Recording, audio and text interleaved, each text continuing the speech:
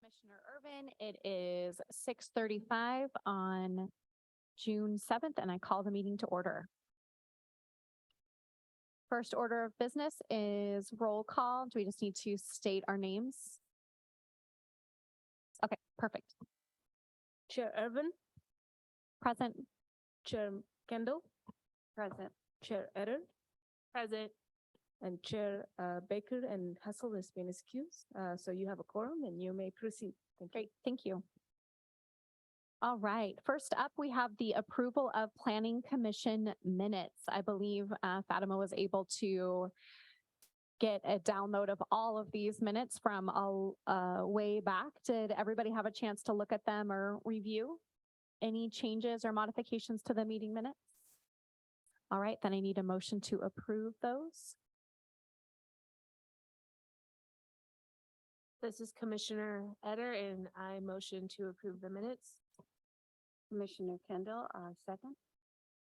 I have a first and second. All in favor, say aye. Aye. Aye. Aye.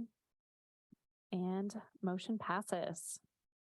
All right, next up, we have a public hearing to hear or to talk about the comprehensive plan Goal 10 Housing Capacity Analysis Amendment file number PA-22-2. This is a legislative hearing.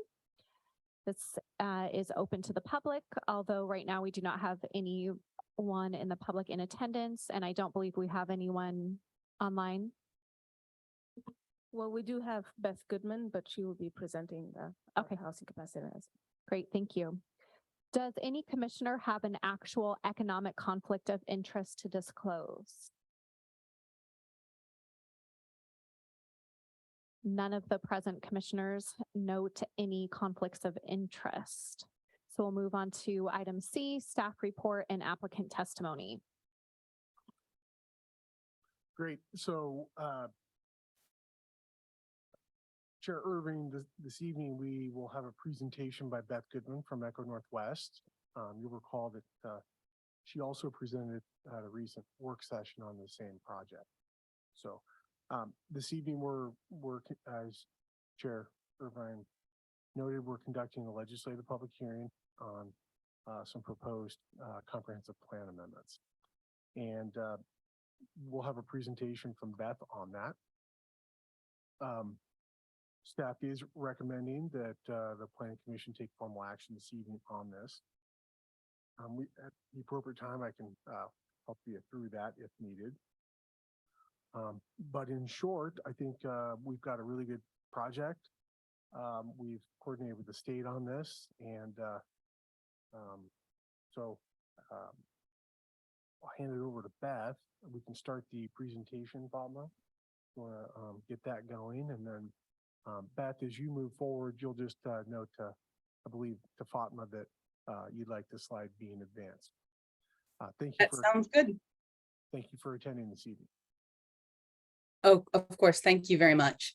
So as we go through this presentation, if anybody in the room has questions, Nick, will you or the chair stop me and give them an opportunity to ask their questions? You bet. Thank you. Next slide, please. So the housing capacity analysis answers questions for the city about how much growth the city is expecting in housing over the next 20 years. Where's your buildable lands, especially land that's vacant and unconstrained? How much does Madras have enough buildable land to accommodate expected growth? And then to begin some of the discussions about what policies are needed to meet Madras's housing needs. So we've got some changes, as Nick said, to your comprehensive plan, but beyond that, Madras is going to be engaged in updating its housing action plan. Those decisions are not part of tonight's discussion, but that is how this information can be used and will be used by the city. Next slide, please.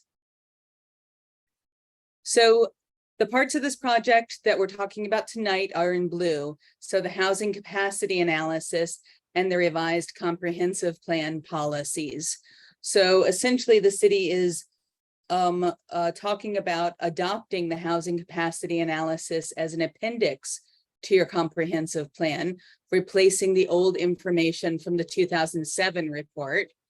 pardon the fact that there's a train in the background. I apologize. It'll stop soon. And updating your comprehensive plan policies to match the policies that the city is currently under, essentially. In other words, it matches the things that you're doing already. So next slide, please. This project has been going on for a little bit less than a year. We started last August. We had 3 meetings with our advisory committee and asked them for input and received that input. We've also had a virtual open house, and we had a number of meetings with the Planning Commission and the City Council. So here we are actually in early June instead of May, holding the final hearings for this project. It is grant funded through the Department of Land Conservation and Development, and thus we need to be done this by June 30th. So Echo Northwest needs to be finished our work. Of course, the city is engaged in ongoing work on this. Next slide, please. So as I mentioned, our engagement has been with our project advisory committee, our online open house, and some meetings with the Planning Commission and City Council. One of the things, and I should pause and let Nick talk for a moment about this with engagement, is that the city's had a lot of ongoing engagement on planning projects, including housing projects, over the last few years. So what we've learned from those projects has also informed this. So you've done things like in 2018, adopted your housing action plan, started implementing it through your housing urban renewal districts.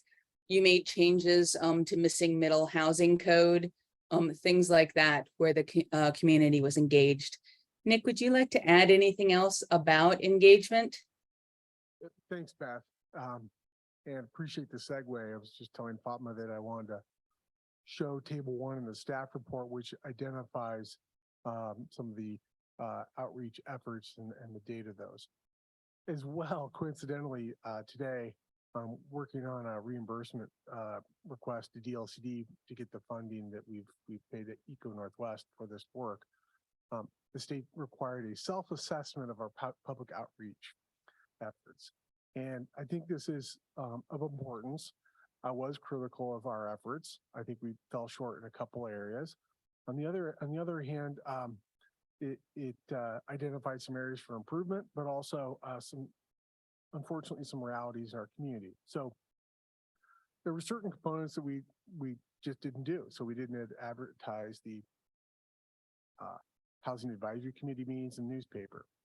We didn't utilize social media as much. We used the online open house to Eco Northwest credit when we didn't have as much engagement later in the process. We stood up an open house rather quickly, got some feedback from the community on that. That was available in English and Spanish. One of the things that I really feel strongly about in this community, and Beth and I have talked about this, from a professional perspective, this project in effect is addressing the needed housing for some of our community members that need the housing the most. And attending a public meeting and an advisory committee meeting isn't necessarily the highest priority on their list. It's not even a luxury. It's probably something not even considered in their daily schedule. When you talk with our Hispanic and Latino communities, oftentimes they will tell you about the need to support their families, children in school, and extended family, but then also religion is the nearest second. All that happens a lot of times in the evening, of course, with sports and other things. And then the other factor is that when you look at some of the demographics of our community, they tend to be the lower wage earners anyway. So they tend to be working. So any daytime meeting, which we did have, was a real challenge for them. So certainly we could have done better. At the end of the day, I'd like to report to the commission that I still think that the findings and conclusion of this housing capacity are still spot on. And that is that we have a lot of need in our community. Fortunately, as Beth noted, our housing action plan and the related actions associated with it have caused us to make some dramatic changes to city policies and plans and our regulations to affect housing. So it's as if, it's not as if we haven't done anything, right? We are reflecting the needs of the community. Professionally, one of my ethics is to advocate for those who aren't able to advocate on their own behalf. And I feel strongly that I'm doing that. I believe this analysis reflects their needs. It's just the outreach strategy could have been better. I don't know that it would have substantially changed our findings. Nick, I'm going to agree with you about all of that. And I'm not saying this in order to butter anybody up, but I have to say, when I talk to planners outside of Madras, I frequently talk Madras up. You guys are doing things that are better supporting development of housing that's affordable at all income levels, which is what Oregon's system is really about for housing. You're doing that better than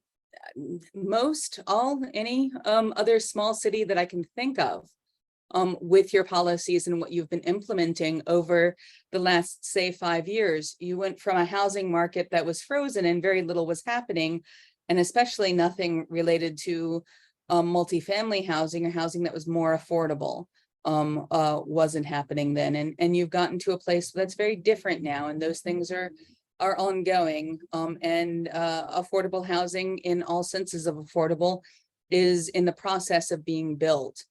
So I feel like I brag on Madras for well-deserved reasons. So Nick, it's for those reasons that I think that you're correct in what you're saying. You guys are doing the things to help support development of housing that's more affordable to your households that can least afford housing. So before we go on, are there any questions? All right. Then I'm going to ask to go on to the next slide. So we'll talk for a few minutes about specific housing needs in Madras. So this slide, I think, tells that very story. So between 2017 and 22, 358 permits were issued. Now 74% of them were for single family. And you can see that in 2021 and 2019, you had a larger amount of multifamily units permitted. Those kind of things, multifamily unit permits, they come in groups, in clumps, essentially, where you have some permitted, and then you may not have much in the way of new multifamily for a year or two, and then you have some more. In your development pipeline right now, at least as of the end of 2022, you had permits for a new manufactured home park for 59 units. That's a very specific type of affordable homeownership housing.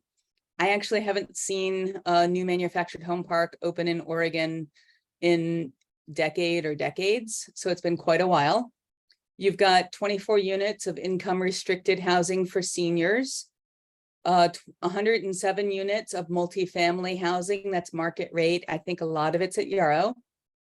29 townhouses, again, market rate housing. And then an income restricted subdivision of 40 lots, most of which are expected to be quadplexes. So that's an influx of income restricted housing that'll be affordable to your lowest income households. So you've got some really interesting things in your development pipeline as well. So we've seen action in the last few years, and we're seeing actions for the next few years also. If we go to the next slide, thinking about housing affordability, cost burden is a measure of affordability. So a household is considered cost burdened if it spends 30% or more of its income on housing costs. And housing costs are things like mortgage, interest, insurance, and a selected number of utilities like water, electricity, heat, those kind of things. For rental housing, it's things like rent and those same utilities. So when we look at all households in the city, about 40% are cost burdened. 53% of Madras's renter households were cost burdened. and 36% were severely cost burdened, meaning that they paid 50% or more of their income in housing costs. So we can see, I would call it a fairly dramatic need for affordable housing, especially among renters. This isn't unique to Madras, of course. In Central Oregon, we have substantial amounts of cost burden, as do we the other side of the mountains through the Willamette Valley, and then in most communities of Oregon. So if we go to the next slide. Here's a way to think about housing affordability and how it how each different income level you need housing that's affordable. So here we're working off of median family income for the county, and 100% of median family income for a household of 4 is about $71,000. That household can afford rent of about $1,790 per month, assuming that they don't pay more than 30% of their income on housing costs. And that includes those basic utilities. When we look at the average multifamily rents, it's about $1,250 a month. If you add on another $250, about $1,500 a month in rent. So that's what we're seeing in Madras now. Of course, newly built multifamily housing is generally more expensive than your average multifamily rent. And some existing multifamily housing that's a little bit older may be less expensive than that. When we look at your median sales price at the end of 2022 is $358,000. That requires income of about $135,000 to afford that sales price. And of course, when we look a little above median family income at $85,000, those households can't start to afford home sales prices until they get substantially higher incomes. When you think about newly built housing, it's going to be for ownership, it's primarily affordable in this range.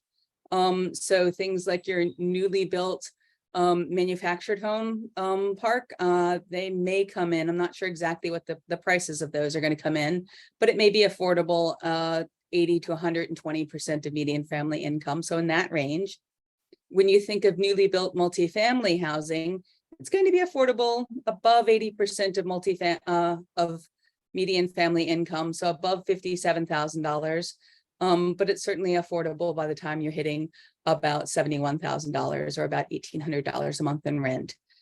But when you think about your households that have lower income, at 50% of median family income, they can afford $900 in rent. And you certainly don't find very many places that are in good condition, certainly, if any, for $900 a month in rent. So when we divide up your existing households, what we find is about 40% of households have income at this 50% or less. So the new housing that they can afford is generally income restricted. Another 29% have income in this sort of market rate, low and moderate income housing. And then 22% have income that puts them in the high income, so above 120% of median family income. So a lot of the new housing is built, here. What we're trying to do with public policy is get more new housing built here. And then where you can get income restricted housing built, it addresses needs that are quite dramatic down here. And of course, this lowest income group, that is almost 40% of your households, these are people at risk of becoming homeless. And I know that the city is discussing a homelessness plan. Can you flip to the next slide, Fatima? I apologize. I had done it on my screen and I hadn't realized that you hadn't. This is the graph I've been talking about. I apologize. So before I go on, are there questions? This is Commissioner Kendall, and you were mentioning income restricted. Does that mean that the affordable housing that's going to be built is going to have a cap on the rent so that it doesn't match like the 1,250, that it'll be lower? For the income restricted housing, I assume that is being built Nick, by a nonprofit developer with state funding. Am I correct about that? That's correct with the lift funding. So I can't tell you exactly what the rent would be on that because we haven't inquired. But it would be below market rents. Is that something that is subsidized? Yes. So, Why? so they're How's using that work? the state of Oregon allocates tax credit funding. Okay, and probably one of the most complicated financial transactions I've seen in municipal government. But in effect, they're utilizing state funding through the federal tax credit So it'll credit be, program. the renter will pay a certain amount and then the state will compensate the apartment owner. No, I think you're Different. referring to the HUD voucher system. Yeah, This is a little bit different, where there is no voucher. It's just the rent is based on their income, and then each year, the tenant is required to file paperwork documenting their income and eligibility, and their rent is accordingly established. but the landlord doesn't have any subsidizing increase or additional income given to him from the state, from her. Not after it's initially constructed. No, this is very much different from how private market housing is built. So the landlord is a nonprofit organization that does this all the time. Oh, And gotcha. typically, in order to get this kind of thing built, you have funding from 10 to 20 different sources. In income restricted housing development, it can be extraordinarily complicated. So the idea is that you bring down the costs of construction, and that's where you get the subsidy. Okay, thank you.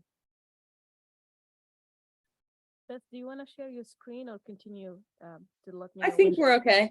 As Okay. long as I remember to not stare at my screen and stare at your screen, we're good. Sounds good. Okay. Are there any other questions? And just so you guys know, I can just barely hear you. If you've got microphones, you might speak a little more into them. I do have one more question. What kind of ratio, because even at, $1,200, $1,500 rent, that's still fairly high. Based on incomes here. What kind of ratio are we gonna have to offer the people of Madras more affordable costs for rent or to buy? So it's a good Even though question. we're building quote unquote affordable housing, that obviously can be sort of subjective based on the numbers. Yes. So that's one of the reasons why at a high level, the city's efforts to, number one, reduce system development charges for housing, especially multifamily, where we reduce those by 75% to encourage that residential development. Secondly, we established the Housing Urban Renewal District to help pay for housing, and also the related infrastructure is important. So that in some cases can buy down the cost and therefore make housing more affordable. And then almost a year ago, the City Council and the Planning Commission passed an ordinance to include middle housing development standards in your development code. And what that does is it provides the opportunity, the regulations provide the opportunity for smaller, different types of housing to be constructed, Right.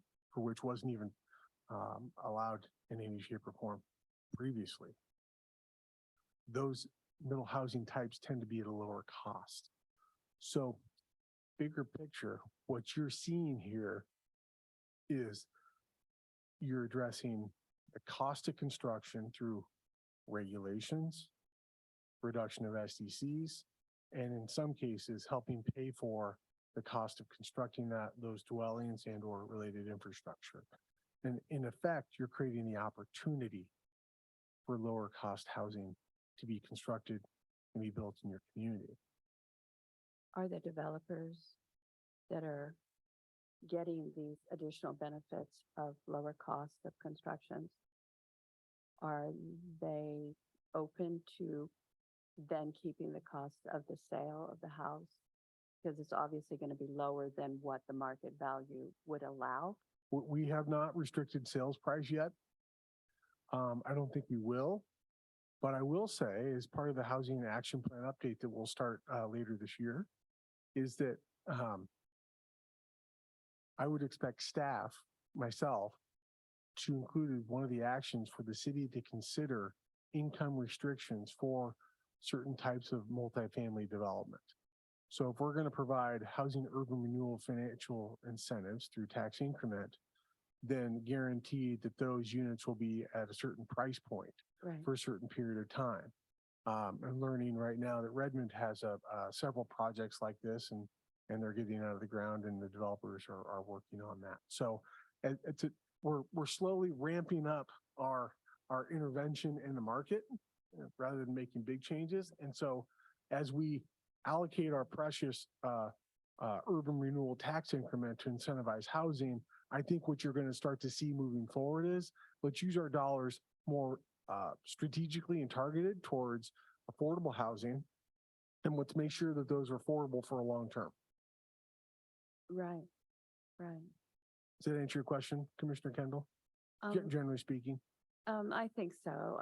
I'm just, you're working with people who are, they're a profit-based business, and there's nothing wrong with that. You go into business, you have to make profits to keep the business thriving.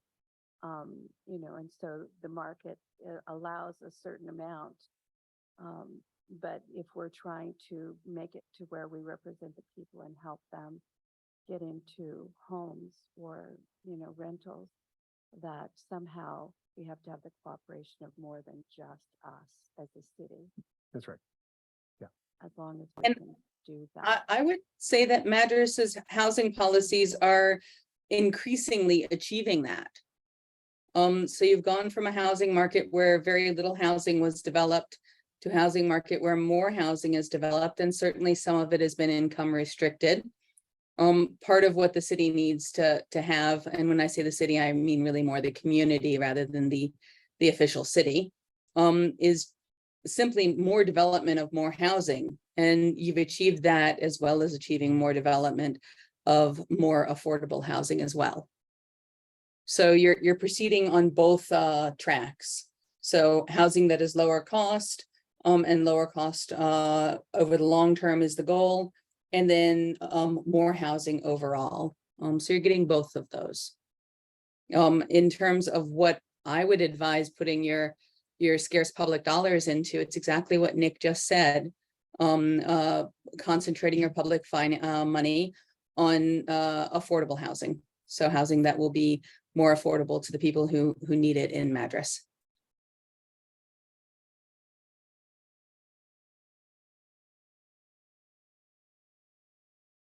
Are there any other questions?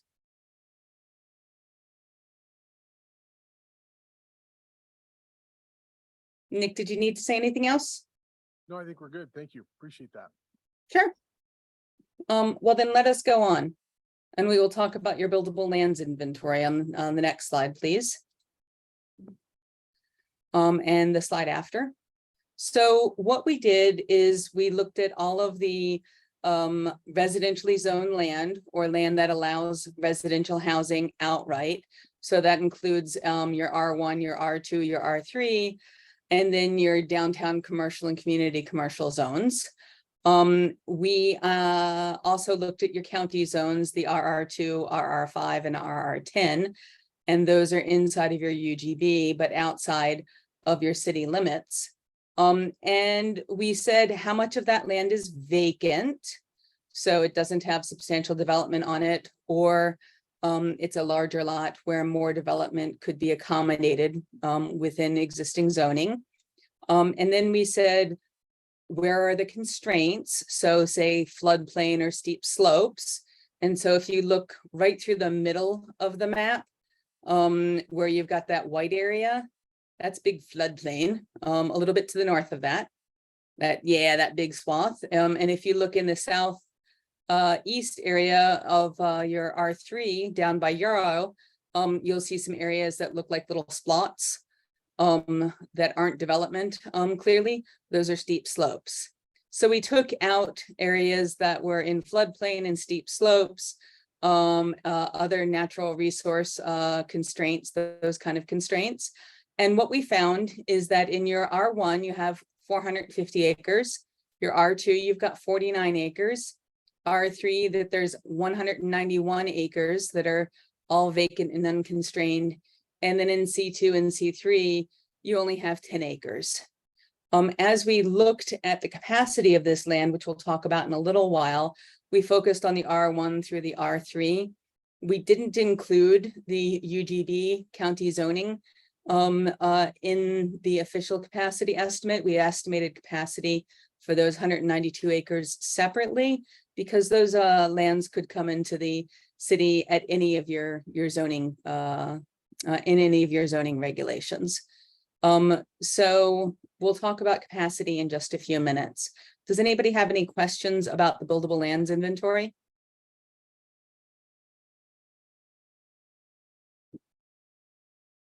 Okay. Not seeing any. All right, so then we'll go on to the forecast. So your population forecast is for 2,948 people over the next 20 years, 2023 to 43. When we take that down into a number of new dwelling units, that ends up being 1,116 new dwelling units. So that's what we're planning on for the 20-year period. It's an average of 56 dwelling units per year, but we know that housing isn't developed in a linear fashion. So some years we'll have more housing permitted, other years we'll have less in it. And then on the next slide, when we look at what those 1,116 new dwelling units would be, we forecast that about 55% of them would be single family detached, 7% would be townhouses, single family attached, 20% would be duplex through quads, and 18% would be multifamily. So what we're suggesting here is a shift from predominantly single family to a wider range of housing types. Within the context of your policies and what we're seeing in the development pipeline, this makes sense. You're still seeing a lot of single family housing developed, but now that you're allowing middle housing more easily, so the townhouses and the plexes, you'll see some more of that, and you're certainly seeing some of that in your development pipeline. And then multifamily housing will continue to play an important role in Madras as well. So just a little wider range of housing types to give more opportunity for more affordable housing at different income levels. And within single family detached, your manufactured and prefabricated housing is in that category. So then on our next slide, here's where we take those acres of buildable land and we transfer them into capacity for new housing based on density assumptions. Your density assumptions in each zone are based on the types of housing that are allowed there, and the fact that all of your zones include a mixture of different housing types. And we looked at the densities allowed in Madras and assumed densities consistent with what's allowed there. And so in your 696 acres of land, we're looking at capacity for nearly 4,200 new dwelling units. Are there any questions about that before we go on?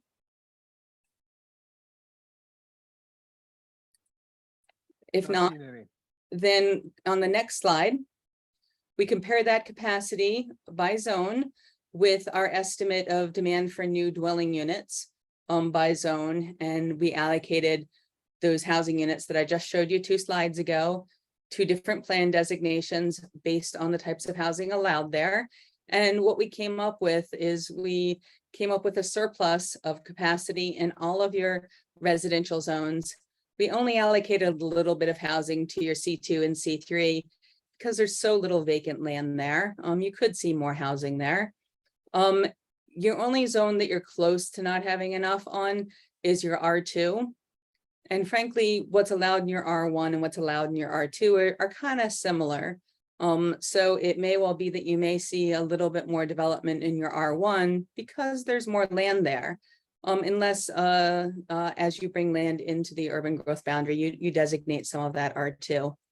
One of my observations from this, and we may go into this in the action plan, is you guys might need a zone that is, we could call it high density residential. And by high density, I mean high density for Madras. I don't mean high density for, Eugene or Portland or something crazy like that. I mean, someplace where you get a little bit more multifamily housing, and that would probably be close in to your commercial neighborhoods, not in the outer lying areas. That's something for discussion another day. But that's an observation from this. So the answer here is that you've got enough land to accommodate your expected growth of housing and more than enough land. And you've also got unmet housing need in terms of affordability. So if we go into the next slide, your future housing need is really about affordable units of all types. So, single family, duplexes, quadplexes, cottage housing, all of those, multifamily housing, et cetera. The impact of the zoning changes that you made for middle housing in 2022 are simply going to take some time to understand, but we think they're going to lead to more development of attached and multifamily housing over the next 5 to 10 years. One of the things to consider in the next step is what can the city do to support development of housing affordable to households with below average incomes, including your workforce housing and your income restricted housing. So people who live and work in Madras, how can you, the city, support that better? That's some of the questions that Nick was posing. And then on the next slide, the changes to the comprehensive plan, just summarized very quickly, are we removed information from the inventory section about the 2007 urbanization report. We replaced it with a reference to this new housing capacity analysis and are recommending adopting the housing capacity analysis by reference in the comp plan. That'll make your comprehensive plan shorter and easier to change in the future when you do a new housing capacity analysis. And then we revised the comprehensive plan policies to remove the focus that was mostly on high income housing to housing that's affordable at all income levels. And added a policy about the city's existing development policies that was crafted by the city attorney. So are there any questions? Hi, this is Commissioner Irvin. I guess when we look at the previous slide that talks about kind of the excess inventory related to demand, yes, that one. Is there a benefit into kind of helping fill in certain areas over others that are available? Is that part of the thought processes, which areas of development make the most sense? Does it make sense to have a new neighborhood go in that doesn't already have some existing base road to get to? How do we fill in those available spaces in a methodical way? Can you go back to slide 12? It's the buildable lands inventory. And this isn't quite the map I want, but it's the map I have. I don't think we included the urban reserves map. So, Commissioner, what I would say is, to a certain degree, the city has made that decision through where it's designated urban reserves. And most of the urban reserves are designated in areas that have vacant land. Of course, not all of your vacant land is in urban reserves. But where your I'm using the wrong word, urban reserves, I'm in urban renewal, I apologize. So a lot of your vacant land is in urban renewal districts. And so you've made the policy decision that that's where you're focusing development on because the city can offer more help with building that infrastructure that you're talking about there. Nick may have a different answer or an additional answer to that. Well, I think it's additive in the sense that the Housing Urban Renewal District was established, quite honestly, because developing bare vacant land is really expensive. Mhm. So what I took your question to mean, Chair Irvine, is how do we incentivize the infill development of vacant lots within our city? And I think the short answer to that is, I think the market almost prevails there because infrastructure largely is already there. So sewer and water largely already there. So if you've got a vacant parcel or piece of land that's surrounded by at least sewer and water, doesn't always need to have a street, remember. Think of Guard Street off of 10th Street, that whole area in between 10th and Buff on the east side of town. A lot of gravel streets, a lot of vacant lots, still a lot of opportunity for lower cost housing because just because you build a house on one lot doesn't mean the city can lawfully require you to pave or build a whole street. So that means there's a lower cost there. Versus if you develop a subdivision, you need to build all the infrastructure. Super expensive to do that. I think the number back in 2017 when Beth and I were working on the housing action plan, I think the number that the developer was trying to target was $25,000 a lot for all the acquisition and building all the infrastructure just so they could pull a building permit to build a house on it. That was a number where they wanted to be at. And any cost greater than 25,000 really threatened the viability of that project, meaning the local market was going to bear that cost.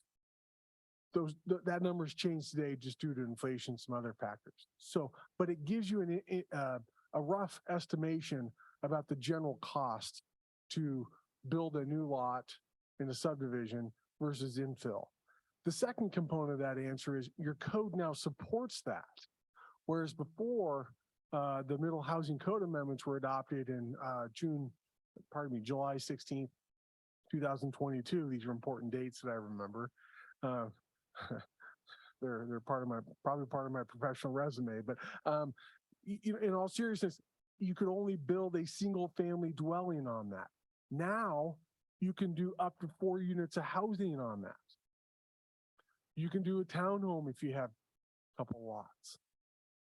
So much more opportunity to utilize the land that's vacant, these infill lots, because of your code that's there today. And the fact is, it's simpler to build on those lots than otherwise. So that's why I say, in short, the market should bear that out. Thank you. Are there other questions? Well, I also want to make another remark. You're so good. Could you go back to the slide one more? There was a slide that said we had about 3,000 extra units. Go forward 2 slides, maybe 3. Next slide, that one. Stop on that. So one of the ahas that I had, and I think this is a really important point from a policy perspective. Remember, this project is really looking at our current urban growth boundary and saying, do we have enough land for needed housing? And if not, what do we need to do to make sure we get that needed housing? Well, tonight you've heard, 1, we have enough land, and 2, we don't need to do anything because we've already done a lot to make sure that the needed housing could be built. But what's on this slide is the surplus of 3,000 units in the urban growth boundary that could be built. So the important point that I see here is that our urban growth boundary, as it exists today, likely is not going to change for a long time. Absent a tremendous amount of growth in our community that would cause us to look at the housing capacity analysis again in the future and conclude that we've developed a lot of land. We don't have enough land to meet our need, even with all these changes. That would be the situation where you might start to see some urban growth boundary amendments. But from a policy perspective, we've got enough land and for a long time. I think that's good in the sense that it's super complicated to expand your urban growth boundary. Takes years and years. The former city administrator and I used to, kind of probably sickly joke. It's about $500,000 to expand our urban growth boundary, based on a need basis for this type of need. If you didn't have an adequate land supply, so it's really complex. It's really expensive. So we can put that to rest for a while. We can utilize the existing land within our urban growth boundary and monitor our policies and regulations that we have and making sure that they are working appropriately to make sure that we are, to Commissioner Irvine's comment, utilizing the land already within our urban growth boundary more efficiently or efficiently. If that makes sense. To me, that's the big takeaway in this slide in this project. And this slide doesn't include capacity in your land that's in the UGB, but in county zoning currently. So that would be additional capacity. Good point. So You have a lot of opportunities that a lot of communities don't have. yes, one thing is the present, Beth, I believe we worked through your slides, right? Your presentation. Yes. Okay. Mhm. I just wanted to make sure. And as we kind of transition into discussion with the commissioners and potential formal action on this, one of the things I wanted to note to the Planning Commission is that Beth so appropriately identified that the city attorney was going to help us identify the density policies for each of our residential zones in our comprehensive plan. And that subtly is very, very important, or at least is material to staff as we conduct other planning and development exercises in the future. So I don't recall that in the comprehensive plan changes. So I want to note to the Planning Commission, I'm going to double check that. And this proposal, should the Planning Commission approve it this evening, is scheduled to go to the City Council on June 27th. So let's assume for a second that I review the comp plan changes, identify that our land use attorney hasn't added those density ranges in there. We would then add those to the comprehensive plan as proposed changes as part of this package, and I would represent that to the City Council. So my question with the Planning Commission is, are you okay with that? Or do you want this to come back to you to see, to make sure that you're okay with it before we present it to the City Council? Can you give us sort of a ballpark of what you think the density might be? Oh, yeah. And Beth may be even more able to identify some of these numbers, but we're talking about density ranges from like 4 dwelling units to, I think in the R1 zone, we go up to maybe 16 or 18 units, gross acres, I think where we ended up. And so each of the. It's matching your existing zoning, is the idea. So it's nothing different than your existing zoning. So like 5,000 square feet for density, is that, am I? Well, no, so the importance of the density ranges is that when we do these sorts of comprehensive plan amendments and planning exercises to make sure that we've got adequate land to meet our various land needs, that we have the appropriate infrastructure plans to accommodate development within our community, things like that. We need to make some assumptions about the density of development in those zones, right? And so the easiest way to do that is by establishing in your comprehensive plan and also in regulations that are consistent with the comprehensive plan, density ranges that we can analyze. So if you have a density range from 4 dwelling units per gross acre to, I'm going to make this slightly up, 16 units per gross acre, you can more easily do the quick math Right. on how many dwelling units, which equates to how many trips are going to be generated on a transportation system from that development in that area. Is the transportation system plan adequate? And the same for sewer and water and parks and all the other public facilities. Does that make sense? So the minimum densities would match what your current minimum densities are at the bottom of the range. So like 4 dwelling units an acre for R1 and R2 and 7 dwelling units an acre in R3. And then it would include the maximum up to the maximum density that is currently allowed in your zone. So this is Commissioner Urban. So what this is going to do is better match up those changes that we approved in July with that type of change to be within the housing code. That's correct. Okay. So staff is not wanting to establish density ranges in the comprehensive plan to make it more dense or less dense than the code actually supports. So in effect, they would be consistent with each other. I think understanding that you're just basically doing the math for some details that are in a more detailed regulation, so that you can more easily say this type of area would be this dense. I think that makes sense to me, and I would feel comfortable with that being added in. Okay, thank you. I just want to be clear and transparent about that. So, yeah. With that said, we have identified in the staff report our public outreach. We've got the presentation this evening, kind of gone through the methods and analysis and the conclusions. The path forward again would be, should the Planning Commission approve this evening, June 27th, the City Council would hold their public hearing on the matter.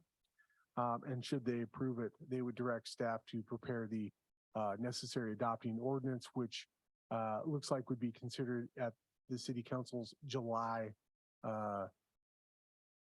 I'm going to make this up, 25th meeting. It's the 4th Tuesday of the month. But so that's the path forward.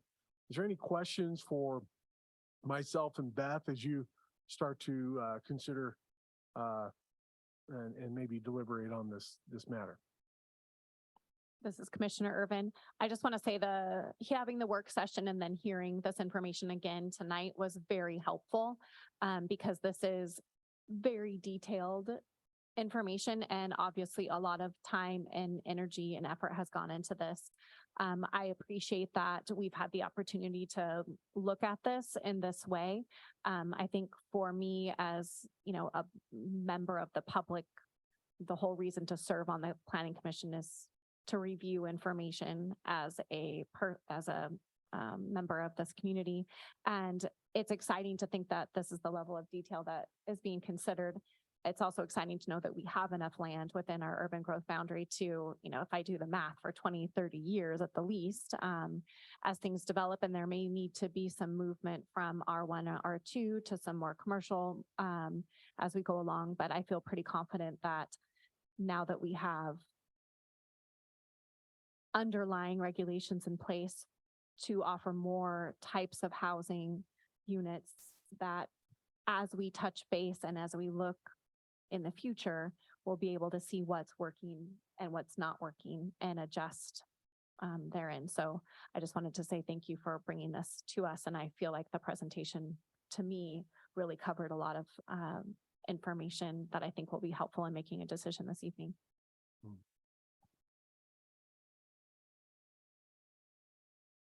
Yeah, probably also it's important to note that our updated housing action plan is also going to cause us to come back and adjust policies and regulations as well.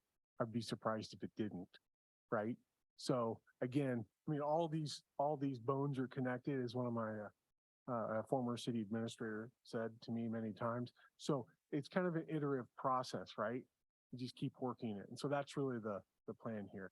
So in June of 2023, you're looking at amending your comprehensive plan. In the rest of 2023 and 2024, perhaps 25, you're going to come back and further adjust, massage, if you will, or polish regulations and policies to make sure that your housing needs are being addressed through the housing action plan. So this is all intentional and also related. This is Commissioner Kendall. I also want to appreciate that, all the work that's gone into this and us to continue to stay very focused on what is helpful for the community, because so many don't come and represent themselves. They really do count on us having a greater vision than our, just individual visions. And we do have a definite need out there. And I think the people that are here are definitely looking out for those, even though they may not be speaking out for themselves. I think we're listening as best as we can to what the undercurrent is. And if we continue that, I think we'll do justice to our community and the people that we represent. So thank you for all your hard work.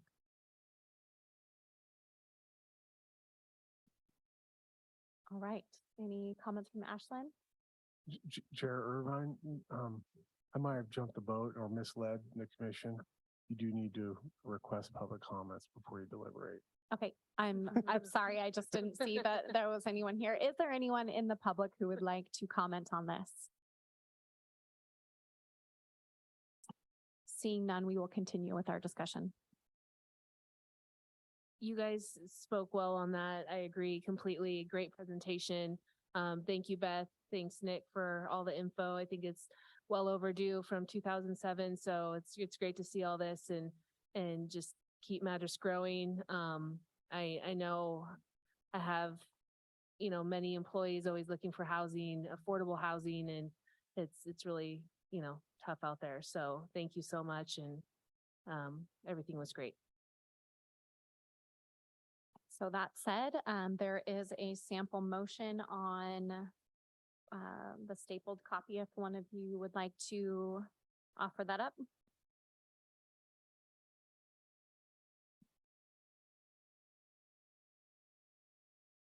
This is Commissioner Kendall. I move that the Planning Commission make a recommendation to the City Council to approve the housing capacity analysis as an appendix to the comprehensive plan and the proposed comprehensive plan amendments as presented. Thank you, Commissioner Kendall. Do I have a second? This is Commissioner Eder, and I second the motion. All right, I have a first and a second. All in favor say aye. Aye. Aye. Aye. No nays are present, so motion passes. All right. Do we have any other additional discussion? I think we may have a few. Beth, thank you for your time this evening. Hopefully you get to go home and relax a little bit and appreciate all your great, phenomenal work, contributions to our community. Thank you. Thank you. I'm honored to be here. Have a good evening. Alma, did you have any additional comments? Okay, wanted to also note that we do not have any identified business for the Planning Commission on June 27th. Pardon me. The second meeting in June. Okay. 21st. Thank you. Also, as a matter of practice, history, and reality, we are not proposing a meeting at the first meeting in July. We don't have any business as well. So let's see. That might make your 4th of July plans a little easier. So it won't be till the end of July. Yes, likely if we have anything at all. Yeah. Yeah.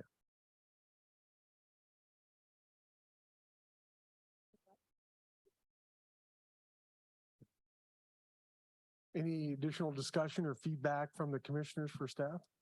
I just have in general a comment. It has been crazy to drive through Madras and see how many developments are actually starting now. I mean, you see those permits got issued in 22 and you're like, when are they actually going to start? I guess my question related to that is with all the new regulations that have changed and a big change in building in Madras, how is the city keeping up with whether or not the developers are meeting our standards? You know, how is code enforcement working to make sure that sidewalks are going in, that the streets are the right width, that, you know, those things are being met? And I'm only asking because there has been such a big upswing in process and just curious if the city is being able to keep up with Yeah. that. So that's a terrific question. And so, in government, and one of my philosophies professionally is process needs to serve a purpose. And so process matters. So what the planning commission oftentimes does is issue a land use approval saying you're going to be approved for this development that you proposed.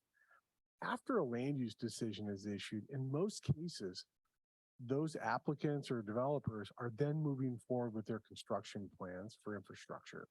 Okay. As well as civil and architectural plans for the actual development on the property of the, whether it be residential or commercial development. But in terms of the infrastructure, that's where Public Works really comes in. So one of the subtle changes that we've made in the land use decisions, and maybe Chair Irvine, probably Commissioner Kendall notices a little bit more, is the decisions we're bringing to you on average are about 200 pages. And the reason for that is we're including all of the application as an attachment to that decision, as well as the Public Works comments and other documents, right?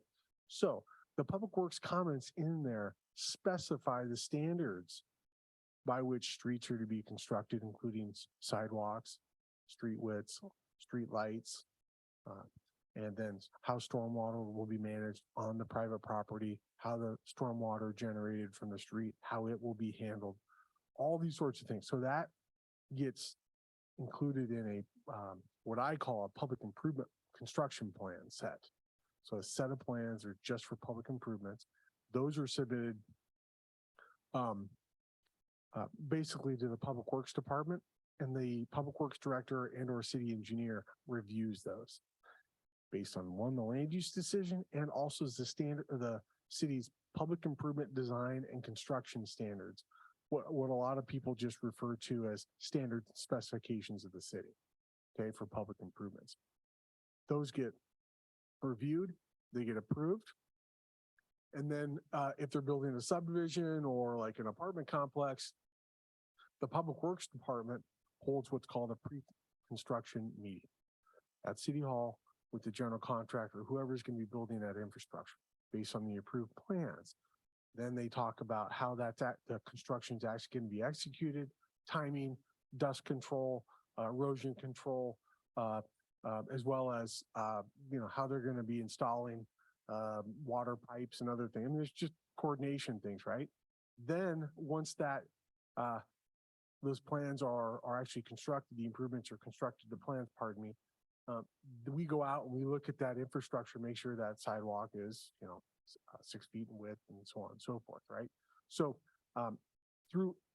throughout that construction process, the Public Works Department is out inspecting inspections along the way, okay? And so they inspect it to make sure that it's properly constructed. If there's any problems, they can resolve them at that time. Instead of, building all the sewer, water, all the franchise utilities, communications, natural gas, whatever.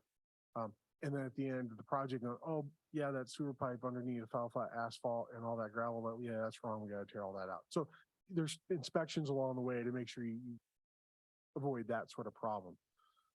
Then in like a subdivision, they have to record the plat, meaning they have to record a document that lawfully establishes each lot in the right of way. We only sign that as the city when that infrastructure that's required for that development is built per plan as approved. So if there's any problems, well, we don't accept it. They don't get to record their plat. The best example of that would be the Strawberry Heights, the phase 4. You recall you drove through it for years, and you're like, oh, the streets, all the stuff's there. We never accepted that infrastructure because back in 2008-ish, the Public Works Department identified some stormwater problems, meaning they constructed the curbs and the gutters in such a way that the water wasn't draining into the actual storm drains. So we never accepted it. The ADA ramps in some cases weren't built to standard. So we never accepted it. So that's why you look on some of the maps and you can see all the streets, but they weren't actually dedicated right away.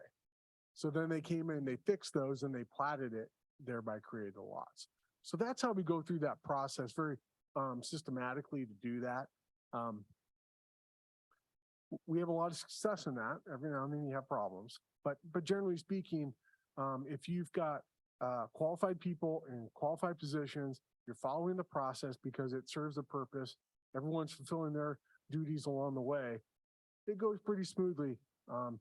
Sometimes people want to rush it, and that's where problems occur. But that's also why the process is in place. Well, I think you know as well as I do the turnover that's happening right now. So I'm hoping that just because we have so much going on, I don't, I guess, want to hear that we approved something that then got built Oh, absolutely, isn't- absolutely. isn't to code. And so we had almost similar issues in 2005, 6, and 7. Okay. Even before that, the city didn't have a public works director. We contracted that out. We had a contractor. Okay. So how are we going to move that forward? Let's just address that. So as the public works director's last day here is June 23rd. We have meetings twice this week already on how we are going to continue to facilitate land use applications and the review of those and issuance in a timely, rather quick manner that doesn't compromise on our standards or anything like that. So what that looks like moving forward is, since Director Whitfield won't be in place, since former Director Jeff Hurd won't be contracting with the city, we will use the city engineer. Hayes McCoy Engineering, Hayes McCoy himself is the city engineer. He's reported that moving forward, he won't be doing any private development work in the city of Madras. He will only be working for the city of Madras and our public works moving forward. So I feel a little bit better about that. Now, I didn't have a whole lot of concern, but the separation, the arm's length distance between the city engineer and developers will be there. So Mr. McCoy has an awful lot of experience developing and reviewing plans and providing comments and things like that. I think we'll be in good shape. So that's how the planning and that's how the development work will happen. How we address, wastewater and other challenges. So we have a wastewater engineer, Anderson Perry. They help us just with the wastewater system, the plants, also the sewer lines and everything else. Century West is our airport engineer. They specialize in airport engineering and also planning. So they're helping us out on that. The city engineer will help us with our small water service area, continue to help us with that. So I think we're in good hands. But it will be a challenging time. Well, I appreciate that answer because a couple people have been talking to me about that. And so just being able to say that the process is working, that there is a plan, which of course there would be, but hearing it from you is very helpful. So thank you. Yeah, I appreciate the question of being able to just communicate that. As I used to tell planning commissioners a long time ago, even before you were on the commission, what goes unsaid goes not understood. And if people don't understand it, they're just left to their own devices. And that was under the context of, when you make a decision as the planning commission, please share what's going on up here. Explain your rationale for your decision before you vote. But in this context, we have a plan up here as staff. It's important to communicate that externally beyond City Hall. So appreciate that opportunity. But I like to think so.